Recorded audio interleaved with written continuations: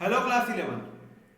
जैसे कि previous part में हमने स्टार्ट किया था काइनेटिक थियरी ऑफ केस का एजम्पशन से, उसी के साथ मूव ऑन करते हैं with the new theory of this chapter, Maxwell Boltzmann distribution of the molecular speed. ठीक है, तो let's move on with the theory. तो यहाँ पे आपको एक ग्राफ दिख रहा है, किसका ग्राफ है? Maxwell Boltzmann distribution of molecular speed. उसको हम ऐसा भी बोल सकते हैं प्रोबेबिलिस्टिक डिस्ट्रीब्यूशन कर्व। ठीक है, तो यहां पे ये ग्राफ किसके लिए है? To understand the number of molecular for the given range of velocity. ये ग्राफ पे क्या है? स्पीड वर्सेस हमें ग्राफ दिया गया हुआ है यहां पे फ्रैक्शन ऑफ मॉलिक्यूल्स। ठीक है, ये ग्राफ एक्स पे है स्पीड और वाई पे है फ्रैक्शन ऑफ मॉलिक्यूल। शायद आपको पता होगा फ्रैक्शन ऑफ मॉलिक्यूल किसको बोलते हैं? फ्रैक्शन ऑफ मॉलिक्यूल्स किसको बोलते हैं? डेफिनेशन पता है क्या होगा? Fraction of molecule, number of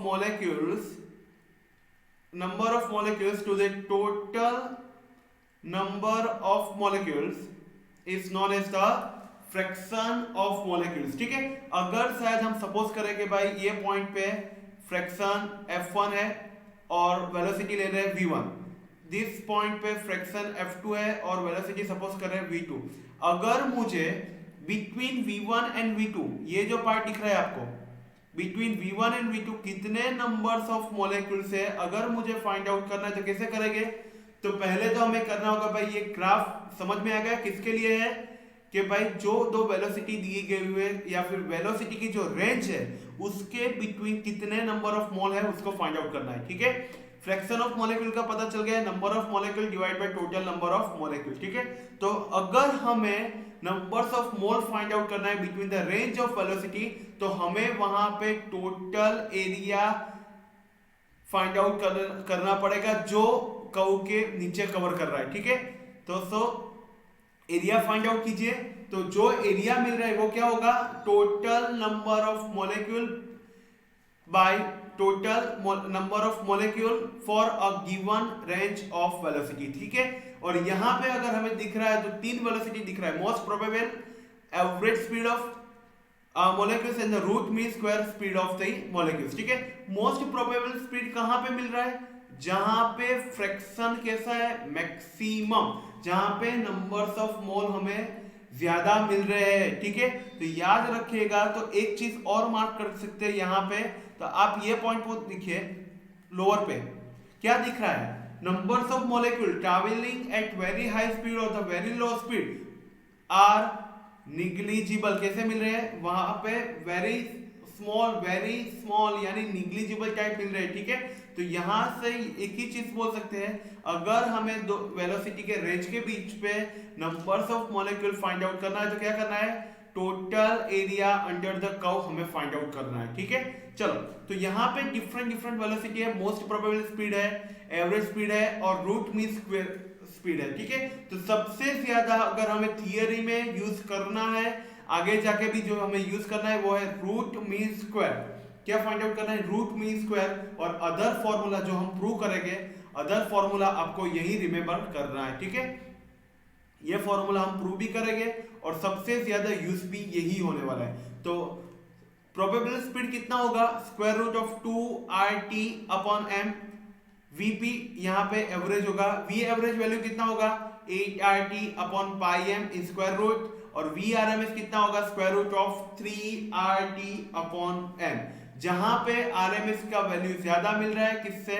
average से, और एवरेज का वैल्यू ज्यादा मिल रहा है किससे? Vp से। ठीक है, ये मोस्ट IMP लाइन है, याद रखिएगा। ठीक है, तो याद कीजिए कि क्या करना है हमें, अगर हमें दो स्पीड के रेंज के बीच में हमें numbers of molecules find out करने हैं तो हमें क्या करना होगा? We have to find out total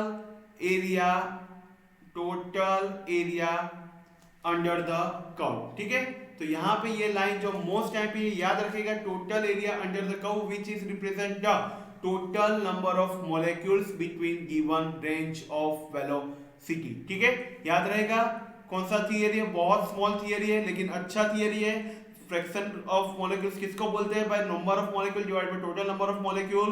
ये क्यों दिया गया हुआ है? 1 मार्क में अगर पूछे तो भी पता होना चाहिए कि भाई अगर वेलोसिटी का रेंज है उसके बीच में कितने नंबर ऑफ मॉलिक्यूल्स है, वो फाइंड आउट करने के लिए हम लोग यूज करेंगे Maxwell Boltzmann distribution of molecule speed curve, और से उसको ये भी नाम दिया गया हुआ है प्रोबेबिलिस्टिक डिस्ट्रीब्यूशन कर्व। क्या बोलते हैं उसको? Probabilistic distribution curve. ठीक है, ये क्यों यूज हो रहा है? जैसे कि हमको पता है कि भाई बहुत सारे पार्टिकल है, ठीक है, बहुत सारे पार्टिकल है, और पार्टिकल के पास, मॉलिक्यूल्स के पास रैंडम मोशन रहता है। रैंडम मोशन यानी फिक्स तो नहीं होगा भाई 1 मीटर पर सेकंड तो सारे 1 मीटर पर सेकंड नहीं, सारे रैंडम का मतलब है कि भाई जितने भी मॉलिक्यूल्स है सबका स्पीड डिफरेंट डिफरेंट है। अगर सबका स्पीड डिफरेंट डिफरेंट है तो हमें कैलकुलेशन करना हो तो कैसे करेंगे? What is the most probable speed? तो कितना होगा? तो भाई square root of 2RT upon m जितना होगा, जहां पे हमें पता है r का मतलब क्या है? यूनिवर्सल गैस कांस्टेंट, ठीक है, T का मतलब क्या होगा? टेम्परेचर, और m का मतलब क्या होगा? Molecular mass. ठीक है, मॉलिक्यूलर मास याद होगा। ठीक है, तो एवरेज स्पीड कितना होगा? तो भाई square root of 8RT upon pi m, तो RMS यानी रूट मीन स्क्वायर वैल्यू क्या होगा? तो वो होगा square root of 3RT upon m। इसका डिस्कशन भी हम करने वाले हैं आगे की स्लाइड पे, फिर भी एक बार देख लीजिए।